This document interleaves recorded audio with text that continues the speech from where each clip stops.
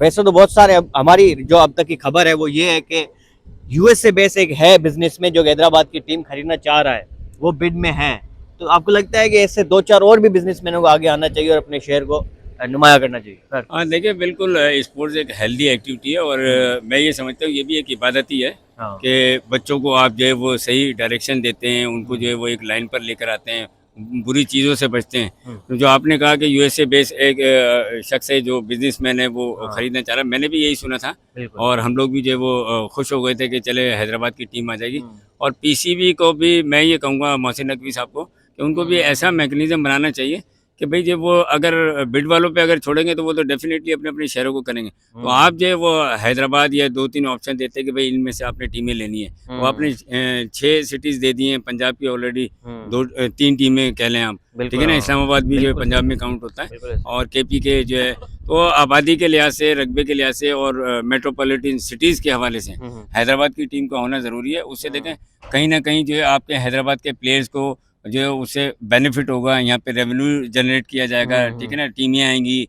कुछ जो है वो बाज़ार में जाएँगे, लोग शॉपिंग भी करेंगे, प्लेयर्स को भी फ़ायदा होगा। बिल्कुल प्लेयर्स सही। देखेंगे, इंटरमिंगल होंगे, हाँ, चीज़ें उनको समझ में आएँगी कि जो है यहाँ पर जो है क्या हो रहा है, किस इंटरनेशनल प्लेयर्स का क्या कैलिबर होता है और किस तरीके से वो खेलते हैं और किस तरीके से वो बिल्कुल टीमों को ऐसे। लेकर चलते हैं। तो ये फ़ायदा ही होगा हैदराबाद को और मेरी हुँ, ख़्वाहिश है कि जो है हैदराबाद की टीम हो तो ये सबसे हुँ। बेहतर काम हो जाएगा। बिल्कुल ऐसे जैसे कि पेशावर और कोयटा, ये चले जाएँ यार पहले तो, पूरे प्रोग्राम सर जैसे कि जाफ़री साहब, पेशावर की टीम, कोयटा की टीम शुरुआती सीज़न्स में वो अवे मैचेस, यानी कि उनके पास कोई होम ग्राउंड नहीं जी। था। अभी भी आप देखेंगे कि पेशावर के, चलो इमरान खान स्टेडियम अब इंक्लूड हो रहा है, कोयटा के पास नहीं है होम स्टेडियम। हम ये कहते हैं कि यार नया स्टेडियम नहीं है, ठीक है, फ्लड लाइन नहीं लगी हुई है तो हैदराबाद की टीम नहीं आनी चाहिए। ये तो मेरे ख्याल से गलत चीज़ होगी। आपके पास 2-4 ऐसी टीमें हैं जिसके पास होम ग्राउंड नहीं है। मैं जैसे कि पहले कह रहा था कि आप 1 साल है आपके पास, आप रिनोवेट करें। सीएम साहब ने पहले ही 8 करोड़ रुपए का दिया है, अगले बजट में शायद वो मज़ीद बढ़ जाए। काशिफ शोहरा साहब अपने हिसाब से मज़ीद कोशिशें कर रहे हैं, पीसीबी के पास अगर ग्राउंड चला जाता तो मज़ीद अच्छा हो जाएगा।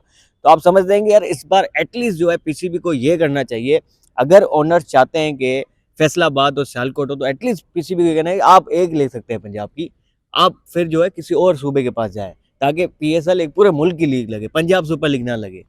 बेशक, बिल्कुल सही कहा आपने। और सिंध में बस देखें, कराची के बाद सबसे बड़ा सिटी जो है हैदराबाद है। ऐसे और ही। हैदराबाद के लिए बहुत ज़रूरी है कि हैदराबाद में क्रिकेट हो, पीएसएल हो स्पेशली। ठीक है, कुछ फैसिलिटीज़ का मसला है, जैसे होटल्स हुँ, वगैरह हैं।